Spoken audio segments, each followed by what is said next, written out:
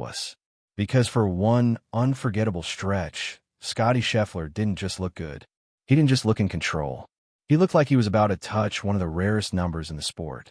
The kind of number that changes the energy of a tournament, the mood of a crowd, and the way people talk about a player for years. Every swing started to feel heavier. Every putt started to feel bigger. And the closer he got, the more it felt like everyone watching knew they were standing on the edge of something special. But that's the thing about golf. It never gives itself away easily. And what makes this story so powerful isn't only how close Scottie got. It's what that round revealed about where his game is right now, what kind of pressure he was carrying, and why this moment might matter even more than the final number on the card. Because by the end of it, this wasn't just about a score. It became about who Scottie Scheffler really is when history starts staring him in the face. And if you truly love golf, if this game means, because moments like this are exactly why we keep coming back to the different. When Scottie Scheffler gets rolling, it's so fascinating. He's not usually the loudest guy on the course. He's not trying to entertain the cameras. There's no extra show, no wasted movement, no need for chaos. He just starts stacking great golf shots on top of each other until suddenly the scoreboard looks ridiculous. Standard. So when he began climbing at Travelers, there was already tension in the air. People weren't just asking, and you could feel the broadcast, the crowd, and even the golf world leaning in just a little closer. Because this wasn't random hot putting from a player hanging on for dear life. This was Scottie Scheffler doing what he does best, controlling a golf course with terrifying calm. But here's the part nobody talks about. The scariest thing about Scottie isn't when he looks emotional. It's when he looks almost too comfortable. That quiet expression, that steady walk, that feeling that he's not chasing anything at all. He's just letting the course slowly lose the fight. That's when golf fans start doing the math. That's when every commentator starts counting what score is possible. That's when players on the range start hearing the noise and checking the board. And that's when a normal low round becomes something much bigger. It becomes a brush with golfing immortality. And to understand why that number matters. In golf, 59 is not just low. It feels mythical.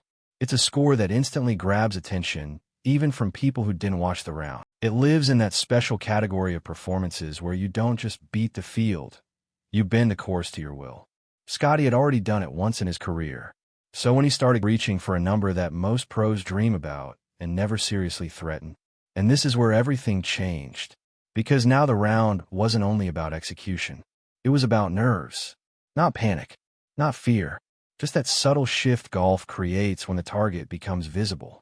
Every player, swing in the world, suddenly, he kept giving himself, and that's what made it so gripping. Ability.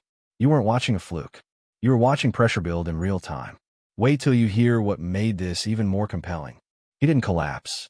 That's important. A lot of players get near a magic number and fall apart. They force it.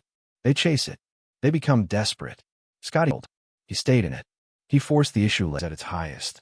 And first, he writes its own endings. And this is the emotional core of the whole story. Scottie Scheffler was close to something historic, close to stretches where the entire sport stops and watches. That matters. Because golf is a game of tiny margins and huge overreactions. A player can finish second, and people act like something is wrong. A guy can shoot 60, and the first question becomes why it wasn't 59. A reminder. A signal that Scottie's game still has that gear. And once a player like him starts finding that gear consistently, the wins tend to follow. He missed a playoff putt. Not even because the trophy slipped away. It stays with you because it showed the thin line between almost and unforgettable. And in golf, that line is where the deepest stories live. This is why fans love this sport the way we do. Because golf doesn't just give us champions. It gives us tension. It gives us heartbreak. It gives us those strange, beautiful days where 60 can somehow feel both. Story matters. Because sometimes the rounds we remember most aren't the perfect ones. They're the ones that reveal exactly how hard greatness really is. So what do you think? Was this more impressive because he stayed composed under the pressure of 59, or more heartbreaking because he came so close and still left without the win? Let me know in the comments, because I honestly think this is one of those golf moments fans will talk about for a long time. And if you want more golf stories that capture the emotion, pressure, and beauty of this game, stay with the channel. Because in golf, sometimes one shot changes everything, and sometimes the one that doesn't fall